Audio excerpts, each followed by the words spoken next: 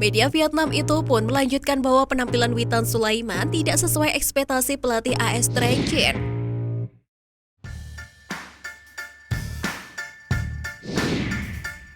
Media Vietnam ejek Witan Sulaiman yang tampil gacor bersama AS Trenčín.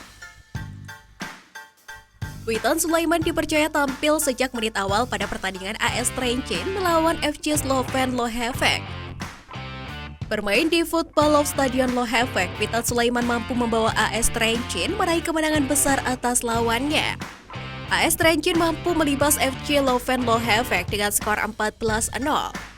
Tak hanya sekedar bermain, Witan punya andil besar pada kemenangan AS Trenčín kali ini. Pemain berusia 21 tahun itu berhasil menciptakan 1 assist dan 2 gol pada laga tersebut. Dia menciptakan assist untuk gol yang diciptakan oleh Rahim Ibrahim di menit kedua. Sementara itu, 2 gol Witan juga dia ciptakan pada menit ke-10 dan ke-31. Sayangnya, Witan tidak diberikan kesempatan untuk bermain penuh pada laga kali ini. Dia ditarik keluar oleh sang pelatih ketika laga memasuki menit ke-76. Catatan ini semakin membuktikan bahwa Witan Sulaiman sudah bisa beradaptasi dengan sepak bola Slovakia. Padahal dirinya baru diresmikan oleh AS Trenčín sebagai pemain baru mereka pada tanggal 9 Agustus 2022. Penampilan gemilang Witan Sulaiman bersama AS Trenčín itu pun mengundang perhatian salah satu media asal Vietnam yakni Tetau 24/7. Tetau 24/7 menulis, bintang muda Indonesia bersinar di Eropa, membantu timnya menang 14-0. Tulis Tetau 24/7 dalam laporannya. Media Vietnam itu pun melanjutkan bahwa penampilan Witan Sulaiman tidak sesuai ekspektasi pelatih AS Trenčín. Namun mereka tidak menjelaskan secara detail penampilan seperti apa yang diharapkan pelatih AS Trenčín terhadap Witan. Namun penampilan apik Witan Sulaiman bersama AS Trenčín ini pun praktis membuat penggemar sepak bola Indonesia bangga kepadanya. Pemain sayap timnas Indonesia itu pun diharapkan bisa tetap konsisten dalam setiap permainannya bersama AS Trenčín.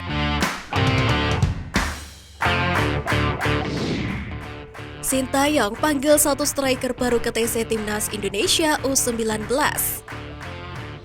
Muncul 1 nama striker baru yang mendapatkan pemanggilan Sintayong untuk menjalani TC bersama Timnas Indonesia U19 demi mempersiapkan ajang kualifikasi Piala Asia U20 2023. Sebelumnya Sintayong memanggil 36 nama pemain yang kemudian dirilis oleh PSSI untuk mengikuti TC Timnas Indonesia U19.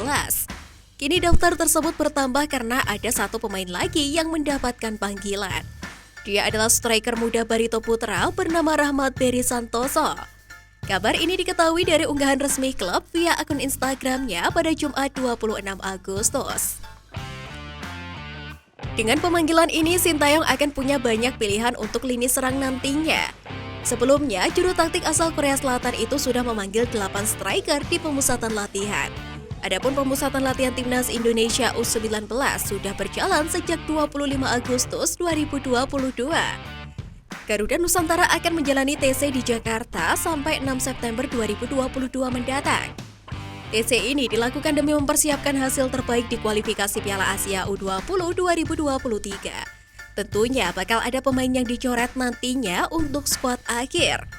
Indonesia sendiri akan menjadi tuan rumah grup F kualifikasi Piala Asia U20 2023 bersama Timor Leste, Hong Kong, dan Vietnam. Semua pertandingan dijadwalkan di Gelora Bung Tomo Surabaya pada tanggal 14 hingga 18 September 2022.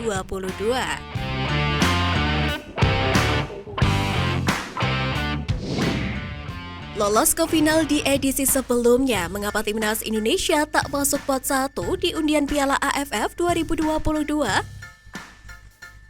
Timnas Indonesia yang berstatus sebagai finalis Piala AFF 2022 yang baru digelar tahun lalu pasca tertunda imbas pandemi COVID-19. Ternyata hanya mentok tergabung di pot kedua pada undian fase grup edisi 2022. Tentu saja banyak publik yang mempertanyakan keputusan AFF menempatkan Timnas Indonesia pada pot kedua pada drawing grup Piala AFF 2022 ini. Sebab Timnas Indonesia berstatus sebagai finalis pada edisi Piala AFF 2020. Meski Indonesia akhirnya kalah 2-0 secara agregat dari Thailand. Sebagai informasi, pembagian pot undian Piala AFF 2022 ini sebelumnya sudah ditetapkan oleh AFF. Timnas Indonesia tergabung di pot kedua dari 5 kategori yang tersedia. Ternyata AFF memiliki perhitungan tersendiri dalam menentukan pembagian pot undian grup yang digunakan dalam Piala AFF 2022. Sebagai informasi, penempatan pot mengikuti pencapaian masing-masing tim pada 2 edisi Piala AFF sebelumnya.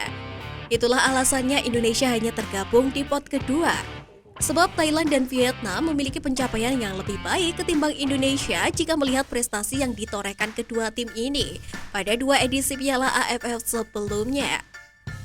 Thailand misalnya berstatus sebagai semifinalis Piala AFF 2018 dan juga juara Piala AFF 2020.